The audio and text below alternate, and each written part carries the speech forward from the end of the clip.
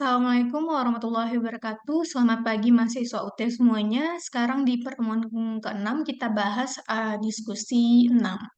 Nah, soal yang pertama itu adalah dalam job order costing terdapat 7 perlakuan akuntansi terhadap kerugian. Jelaskan 7 jenis kerugian produksi tersebut dan dampaknya bagi perusahaan.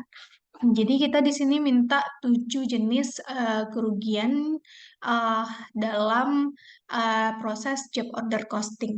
Nah, di sini kalau misalnya ada produk yang tidak berkualitas, maka akan dinyatakan sebagai kerugian. Nah, kalau kerugian ini tentu nanti akan mengurangi uh, laba kita dan meningkatkan beban-beban nanti. Nah, di sini kita bahas 7 jenis itu langsung.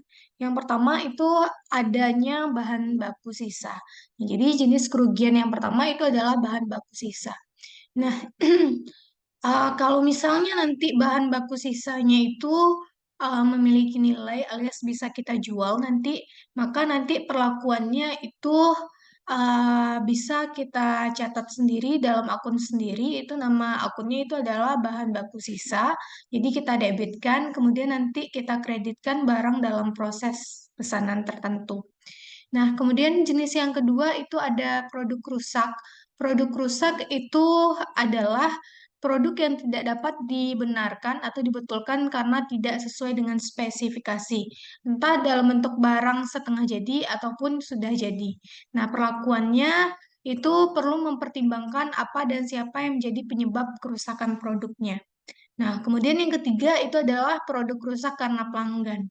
Nah, produk rusak karena pelanggan ini dapat terjadi ketika uh, jika dapat terjadi jika ketika kita ingin menyelesaikan produk ternyata si pelanggan tadi mengubah spesifikasi yang dia inginkan. Nah, jadinya kita kan perlu ngubah lagi, perlu biaya lagi kan. Maka dinamakan dengan produk rusak karena pelanggan. Kemudian yang keempat itu adalah produk rusak karena kegagalan internal.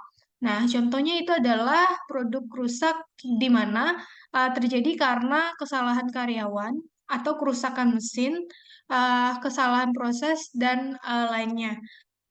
Kemudian perlakuan terhadap produk rusak karena kegagalan internal ini uh, itu adalah jika kerugian yang ditimbulkan cukup signifikan sehingga kos yang timbul akibat kerusakan ini tidak tertutup oleh hasil penjualan produk rusak, maka harus dilaporkan terpisah dalam akun rugi luar biasa. Nah,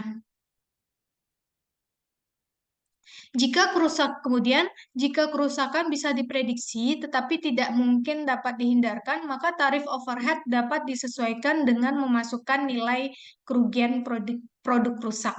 Nah, kemudian habis itu yang kelima itu adalah produk cacat. Nah, berbeda dengan produk rusak, produk ini dapat diperbaiki dengan pengerjaan kembali. Nah, produk cacat ini dapat terjadi karena permintaan pelanggan, namun bisa juga karena kegagalan internal. Jika karena permintaan pelanggan, maka cost reward-nya, pengerjaan kembalinya, itu dapat dibebankan ke cost pelanggan. Jika karena kegagalan internal, maka cost reward pengerjaan kembalinya itu dibebankan ke overhead aktual.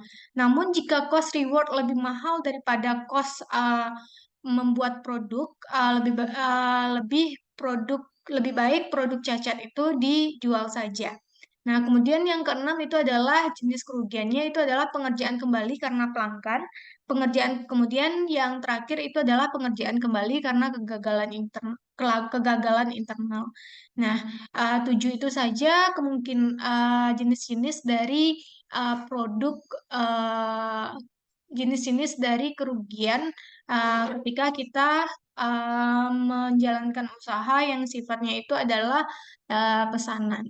Oke, sekian untuk soal nomor 2. Kita lanjutkan pada video berikutnya. Assalamualaikum warahmatullahi wabarakatuh.